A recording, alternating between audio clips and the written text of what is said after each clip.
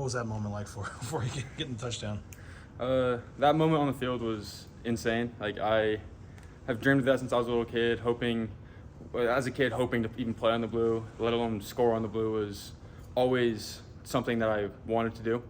And so being able to accomplish that, and especially in a way where it's like unexpected, not really expecting to get the ball, not expecting to run a route realistically on that play, but it was a surreal feeling. It was awesome. At what point did you realize that the fire drill was being called? Did you hear it being called, or did you see, the snap, like, oh, I better get there? I didn't hear a fire call. Like, our stadium's extremely loud here at Bronco Nation, and I couldn't hear Oscar. But on film, you can hear Oscar yelling fire, but in the game, I couldn't hear it.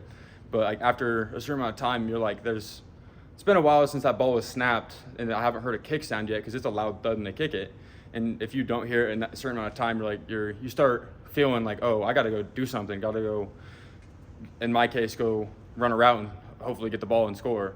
But like, I had teammates that started blocking really well, and I think that helped a lot in that play too. You come down in the end zone with the ball, what are you thinking? Do you even realize it's a touchdown at that point? I really hoped it was because I saw the orange paint when I fell, but I was more just excited to have the catch and then celebrate with my teammates because it was an unexpected, like, usually don't get used to running a fire play. Like, it's usually kick the field goal, we're good here. But once that comes up, it's always a fun when it works out type of thing. Mm-hmm. Like, because you aren't expecting it for it to, one, happen, and two, for it to work out if it does. Mm-hmm. But when it worked out, it's an electric feeling for not just me, but like, I think all my other teammates too. How often you guys practice those fire drills? Was it every Thursday? We do one walkthrough of it on Thursdays.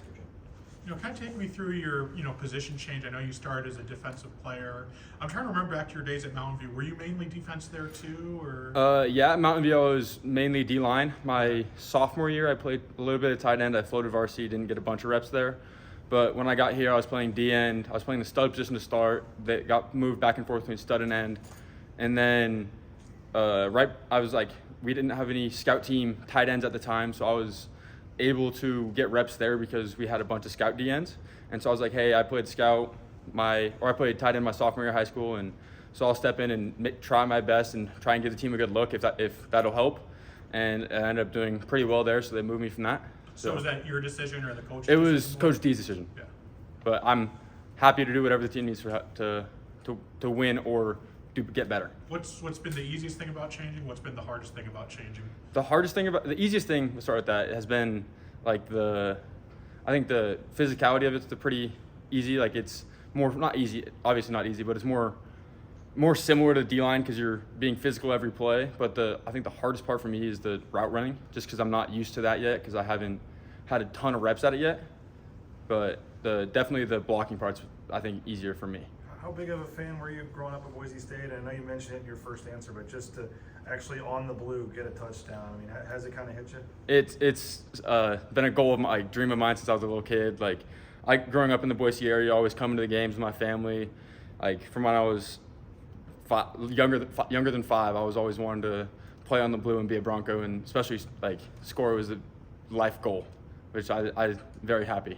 Who was in the stands, family-wise? My parents were both in the stands, and then my girlfriend was also here, and they were all here to celebrate, which is really awesome. Brothers and sisters? I have one sister, and she's at Texas Tech, but she was asleep because she, I think, had practice earlier that day. Practice for? Volleyball. She's a libero there at Texas Tech. Okay. So she's doing really good there, but she texted me that next morning. She was super stoked, and that was awesome.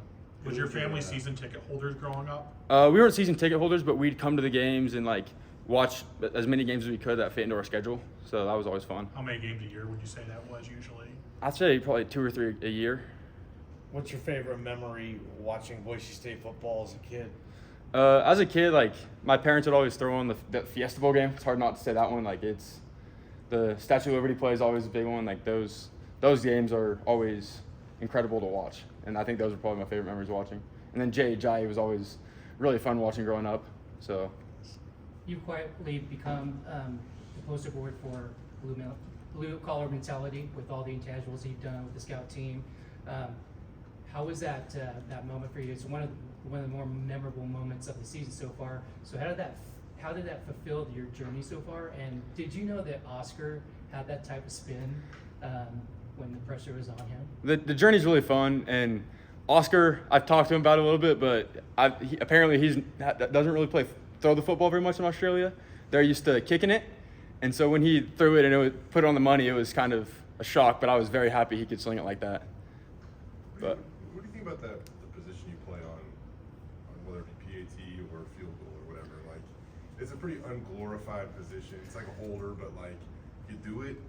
I don't even know how enjoyable it is, to be honest with you. But like, how would you describe that position? it's definitely you get beat up a little bit in that spot. Like my whole job is to make sure that the guy rushing through my gap, inside and outside gaps, either they don't get there, and usually that means costing me getting ran over.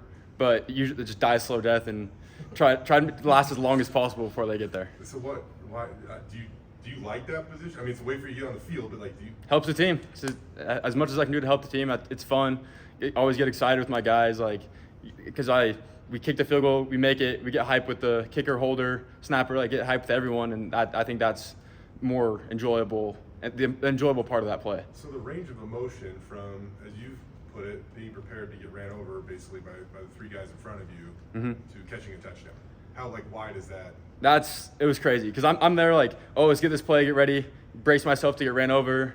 On last week, they didn't really try and run me over per se, but they were manned on me pretty much the whole game at that spot, and so I was ready just in case he were to come, just always prepared for that. And the fact that I think it was Carson Rasmussen came through and took my man, blocked him right in front of me, and I was able to release behind him, I think that helped a lot in that. But it was very exciting compared to the normal field goal for me, at least. Did you have any other like interests or offers, or was it always just kind of coming here? Boise State was always my goal, my dream, but I had a couple other scholarships to NAIA schools, and then I had another walk-on opportunity at Wyoming. But I definitely wanted to stay home and stay at Boise State because it's home to me. I love this place. You've seen the history of walk-ons at this program, so when you did get that walk-on offer, what was that excitement like? Yeah, I do have a lot of work ahead of me, but there's a path to getting on the field. Yeah, it was definitely fun. Like I was excited, geeked up. Like I know I was gonna have to come in and work, but it excited me. I was really looking forward to come and have the opportunity to get a chance here. Did you have any favorite walk-on players when you mentioned Jay Ajayi, you've mentioned Fiesmal. Did you have any favorite walk-on players when you were growing up? I'm pretty sure Leighton Vanders was a walk-on, and he was my favorite walk-on as I was growing up because my dad grew up in Riggins, and so like my dad knew their family, and I knew him somewhat, and he was a really cool guy. So definitely Leighton. Did Leighton give you have you ever met Leighton? And did he have. give you any advice to walking on here? He didn't give me advice really to walking on, but he liked that I talked to him like right before I came here, and they were having me still playing D-line, and he gave me some coaching there, but he was a really cool guy. After the personal highs of that game, how are you going to mentally reset for a big game like UNLV?